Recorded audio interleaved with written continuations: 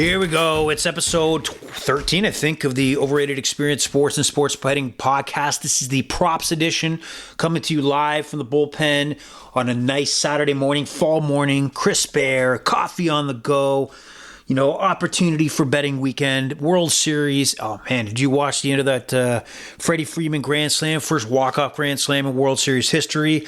Amazing drama. Got the over, by the way, 8.5, and thought that was written off until that Freddie Freeman home run. 9 runs, got the payout. Excellent.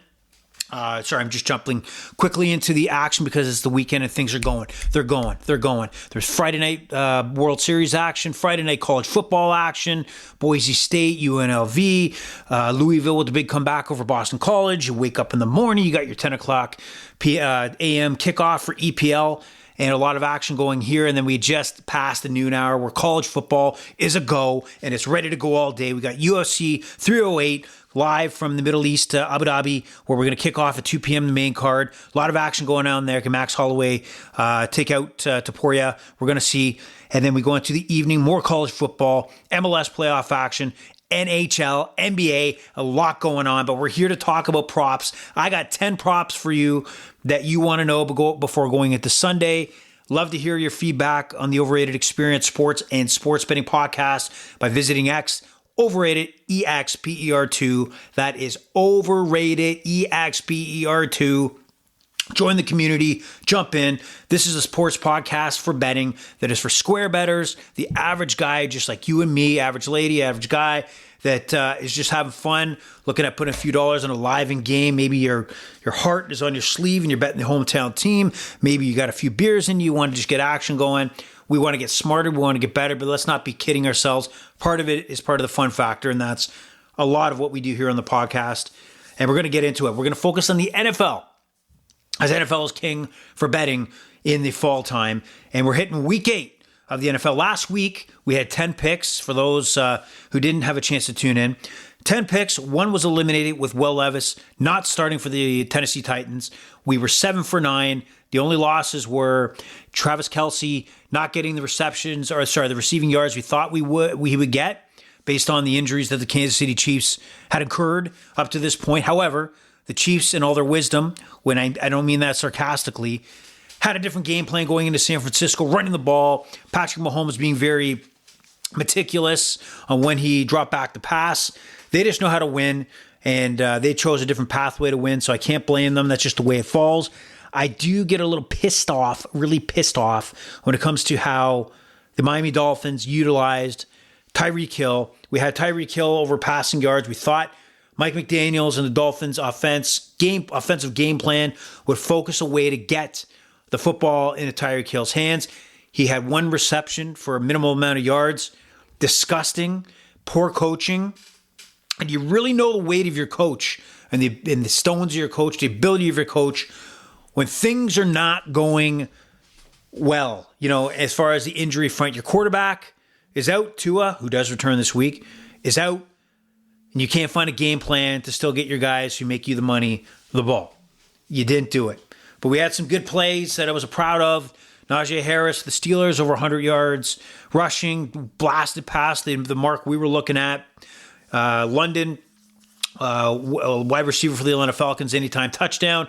That's just the sample size of how well we did last week on the props. I suggest take a look back in history, look back in time to see how well we did, see if our insights make sense to you. And we got 10 more for you going into this week. So I'm not going to delay any further. I am going to kick it off with number 1. So the props start with the Philadelphia Eagles heading into Cincinnati to take on the Bengals. This is kind of the even heavyweight matchup, somewhat heavy. I'm going to say light heavyweight matchup of the day on Sunday. And both teams coming off wins. Philadelphia blowing out the Giants, and the Bengals defeating the Cleveland Browns. So what do we got here? What stands out? Saquon Barkley, running back for the Philadelphia, I was going to say 76ers. I was watching the Raptors and 76ers here in Toronto last night, so my apologies. And I forgot to mention, the way we're going to look at this is I'm going to look at these prop lines from FanDuel and DraftKings, and I'm going to really show you that there is value of having multiple books, especially on the NFL player props, because each book has significant differences on the lines they present. And depending on what you like, you need to take advantage of those books to put the odds in your favor. Just like the spreads, please check out episode 12 of the Overrated Experience, where we go through every game on Sunday and Monday. That's a quick pitch for that. So we talk about Saquon Barkley. Saquon Barkley is on FanDuel, 78.5 yards rushing versus 81.5 yards rushing on DraftKings. So I'm on if you like the under, obviously you're going to take the DraftKings line. However, with the way he smashed the Giants last week, 130 yards, I think the Philadelphia Eagles know, although they got those explosive weapons on the outside, on the receiving core, A.J. Brown being one of the top receivers in the NFL, I think their bread and butter is the run option with Jalen Hurts and Barkley out of the backfield. And with 130-plus yards that Barkley had, I don't see a slowdown here of giving the rock to Barkley. 78.5 yards, I'll take the over all day for Barkley. And I don't see the Cincinnati Bengals have not impressed me on their run defense. They've been torn apart on the ground. So let's take Barkley over 78.5 on FanDuel, not the over on 81.5 on DraftKings. Now we move on to an interesting matchup, and only in the interesting matchup because of the drama going behind the scenes on this team. And that's New York Football Jets, Jets, Jets. Aaron Rodgers, Davante Adams back again. They, had their first game together in Pittsburgh, where for some reason Davante Adams was a no-show. I don't think that's his fault, but for some reason he was not in the game plan in the second half against the Pittsburgh Steelers. I don't understand why, but they head into New England, and New England, guys, let's face it, they got nothing going on for them. They got Drake May, which I think he's played pretty good. He's gonna have some progress. He's gonna put some yards up on the board, but touchdown here and there. But the rest of this team, junk, absolute junk. They just got called soft by Mayo, their head coach. I think things are going to boil over here. And I got to look at the Jets. We'll see this as an opportunity of kind of getting their offense back on track. And that means I think Aaron Rodgers is going to put on a show, and Davante Adams is going to be the co-star. So the Davante Adams line for receiving yards moved on FanDuel from 57.5 up to 59.5, 61.5 on DraftKings. I still like a big day for Davante Adams. And I like a big day for a lot of maybe a couple long receptions. 59.5, take the over. I think the Jets get on track. They go to 3-5. And, they got kind of a weak schedule coming up after, obviously, Houston next week, the following week. But they should get back on track. And Davante Adams, they're not going to trade for him and not use him. I got to believe that's the case, contradictory to what I just said about the second half against the Pittsburgh Steelers. But take Adams over 59.5 on FanDuel. Let me mark that down. There you go. Another matchup, interesting matchup. The Green Bay Packers on the road into Jacksonville to take on the Jacksonville Jaguars. The Jaguars coming off a win in London over the New England Patriots, doormats of the league. Can you believe, going back to the Patriots, they are the doormat of the league, the worst, maybe the 1-2 worst teams in the NFL. Probably the second worst outside of Carolina. But that they knocked off the majority of Survivor Pool winners, or Survivor Pool players in that first Week 1 victory over the Cincinnati Bengals. How disgusting is that? And then you look at the second week of action in the NFL, those who were left got knocked off because the Raiders went into Baltimore.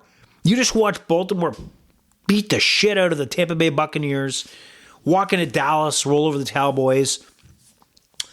And you vision these teams losing to these garbage teams at home, both teams, wiping out many Survivor Pool picks. Just, you shake your head sometimes at the NFL, and many times you got to give it a few weeks to kind of iron itself out as far as the have and have-nots, because sometimes the have-nots show up in the first couple weeks and then they fade away. And that's the case here, right? The Patriots faded away. The Jaguars get a victory, but that's a victory they should have got, or Doug Peterson was probably out the door. And in this case, they go against the ball hog Green Bay Packers. Didn't have a turnover last week, but Trevor Lawrence plus Green Bay secondary, I smell an interception. I smell an INT, and I don't care if he throws 4 INTs. I just care about one, and that's where the line is here. Trevor Lawrence, anytime over interceptions, over a half, minus 128. The juice on the that it's going to happen. I still like it on FanDuel. On DraftKings, it's minus 125. So I'm going to take the over on DraftKings at minus 125 because of the better juice. Maybe it's $1 or $2, but I'm going to take it. So Trevor Lawrence, I'm going to lock in one. I can see 2 or 3 to be honest, but one for sure. Moving on to potentially one of the games of the 1 o'clock hour. Depends on what your flavor is. The Tampa Bay Buccaneers taking on the Atlanta Falcons. The Atlanta Falcons previously beat the Buccaneers a few weeks back on Thursday Night Football with Kirk Cousins soaring over 500 yards. And then the Buccaneers, beyond that, faced a huge season impacting game against the Baltimore Ravens on Monday where they lost Godwin, receiver, busted ankle. Looks like he's done for a long period of time. And really the controversy was, did the Buccaneers really have anything to play for to put Godwin in that situation to have a season-altering injury and maybe a Tampa Bay off-the-rails season based on the injury there. But my focus on here is going to be Baker Mayfield and his legs. If you watch Baker Mayfield the last couple weeks, even against New Orleans in that big win, Bucs go up against Baltimore. He throws a couple picks. Maybe he's going to erase that out of his game. Maybe we'll see that against Atlanta. But we've seen him use his legs. The last 3 games, he's had 22 yards rushing, 29 yards rushing, and 42 yards rushing. And the line sits at 17.5, 19.5 on DraftKings, but 17.5 on FanDuel, with fewer weapons, with Mike Evans, looks like he's not going to play, and then obviously Godwin not going to play. Is the likelihood he's going to have more moving up from the back of his mind to take off out of the pocket to run for a first down here or there, or less of a determination to do that, or a thought? I got to believe without the weaponry on the offensive side, without the Godwins and the Evans, he's going to be more inclined to do it himself and run for a few first downs and one lengthy run. 17.5, I think, is a very good value play today at minus 113. So Baker Mayfield uses legs, first downs, over 17.5, lock it in. Now, speaking of the Ravens, we got 2 plays here out of the Ravens Cleveland Browns game. The thought process is that Jameson Winston on the Cleveland Browns side is going to bring more offensive power to the Cleveland Browns, who had to face games with Deshaun Watson, cheered when he's getting injured. Pretty cold. Cleveland fans, pretty cold. However, when I look at the Baltimore Ravens and I look at the narrative, if you look at Lamar Jackson right now, he's on another level when it comes to, I think, his play and his determination. And I really do think that he is trying to keep the foot on the gas in the regular season to prepare and expect to be back in that AFC Championship game, either hosting the Kansas City Chiefs or at Arrowhead. And he has that on his bulletin board. That doesn't mean he's taking the foot off the gas to get to that point. He is going all out to prepare this team for battle against the Kansas City Chiefs in that AFC Championship. It's got to be. He's taken that next level maturity factor. Yeah, he is the leading candidate to be a 3rd-time MVP. But let me be clear, he's not Patrick Mahomes. And he knows that. He knows that. Okay? But what I'll say, the way I look at this coming in when it comes to a props perspective, I know that Lamar Jackson is thinking, I got to bring the Zay Flowers, the Mark Andrews, the running game, the Derrick Henry. I have to make sure that I am feeding them the ball for the sake of winning, where we're utilizing all the weapons in front of him. He could easily, many times, even take the ball and run more effectively. He does it a lot. and he usually picks the right spot to do it because he's fantastic at it, and he's the best in the NFL, taking off out of the pocket and making the run a part of his game. No question. I'm not telling you anything new. But I know that he's thinking that to make this a championship football team, to make this a team that will walk into Arrowhead and compete with the Kansas City Chiefs, I have to make Zay Flowers, Rashad Bateman, and all those other guys factors game over game, or they will not be factors when I need them heading into the playoffs. And that's the right mentality to have. You have to feed and make these guys a part of the success. Lamar Jackson taking off out of the pocket, yeah, it may work against the Cincinnati Bengals, may work against the Cleveland Browns. It's not going to be the difference maker when it comes to getting to the Super Bowl. It's going to be a part of his repertoire, but it's not going to make them get to the Super Bowl. I can't suddenly rely on Zay Flowers. I can't suddenly rely on some of the other guys in this team when I didn't rely on them for the majority of the regular season. The game plan has to be to incorporate these major pieces into the success of the Baltimore Ravens as the season progresses. So where I look at this is when I see a Lamar Jackson passing total under 208.5, I believe the line's wrong. I believe that you're not accounting for what the bigger picture is for Lamar Jackson and the Baltimore Ravens. I know Cleveland's got a top-notch defense, but it's not like they've been dominant this season. They've been thrown on. Okay? So I like Lamar Jackson over 208.5, minus 113 on FanDuel. It's 210.5 on DraftKings, but take the over. I like it a lot. And the line was similar against Tampa Bay, and he blew that out of the water, and he blew it out fast. He didn't look like that in the first quarter, but he's looking to go down the field, and go down the field often. So watch out for that. Also in the same game, so let's go back to Lamar Jackson. 281 against Tampa, 323 the week before against Cincinnati, 348. Can you remember who they played? But 348, I think it was Dallas. So he's throwing the ball to his weapons. And give me a 208.5. I don't give a shit about the Cleveland Browns' so-called dominant defense, whatever. Screw it. He's going to the air at least for 210. I'll give you that. Next on the Baltimore chart of props and success, the trend is that he is going out of his way, that is Lamar Jackson, looking to get the ball in the hands of Mark Andrews. Mark Andrews, tight end, season-ending surgery, maybe the influence of the hip toss tackle that we just seen Roquan Smith of the Baltimore Ravens get fined for that tackle on Godwin. He's back. He started off slow, and the last two games, he's had 2 touchdowns against the Buccaneers, a touchdown the game before that. And I got to believe that one of the targets for Lamar Jackson in the red zone, in the end zone, is going to be Mark Andrews. So when I look at the line of FanDuel, the Mark Andrews anytime touchdown plus 230, plus 185 on DraftKings, I'm going to take the plus 230. That is the value play of all these picks here, is that touchdown anytime prop for Mark Andrews, tight end for the Baltimore Ravens. Now, I'm kind of going in a different direction. For those who've listened to the podcast, those who know me, who sit beside me watching a game, whether it be football, hockey, baseball, I like overs.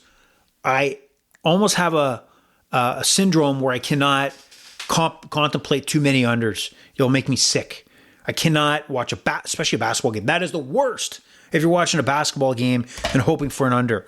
That's not the way a bettor should look at it. No question. I'll admit that. That's not the way a bettor looking to get the victory versus I don't care how it's happened. I'm just going to make the bet that's going to win. But that's me. That's my flaw. That's my kryptonite, is the under. But in this case, I'll make an exception. Colts head into Houston to take on the Houston Texans. Anthony Richardson, quarterback for the Indianapolis Colts, basically shoehorned in here to start for the Colts, even though that Joe Flacco gives them the best chance to win. Anthony Richardson, they have to find out if he's their franchise quarterback or not. He absolutely has a cannon for an arm if you want to throw the ball 85 times down the field, 60, 70 yards, or he'll take off out of the pocket. But some of the flaws in Anthony Richardson are as he is likely to get injured plays a physical brand of football. He's missed games both seasons, and he's played 2 seasons, a season and a half, let's say, not even a half in the NFL, and he's missed significant time with injury. So he's not as durable as a Cam Newton was with a big guy like that, or maybe even a Josh Allen. He finds himself on the sidelines many times. And right now, like a lot of rookies do, struggles to make the intermediate throw. And the intermediate throw is basically, hey, that's great. You threw 67 yards for a touchdown, but you can't throw between the secondary and the linebackers on a consistent basis. And if you can't do that in the NFL, you're going to get eaten up. That's just the way it's going to be. You're not going to make it. So going in this game against Houston struggled offensively, but DeMeco Ryan, head coach of the Houston Texans, the second time around seeing Anthony Richardson. They beat him the first time. He did put up some good numbers. However, you got to believe that they're going to make him uncomfortable.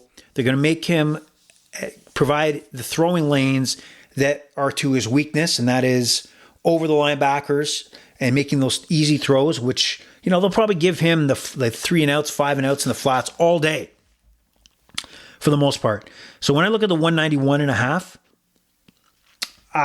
as far as FanDuel for passing yards, I think the under.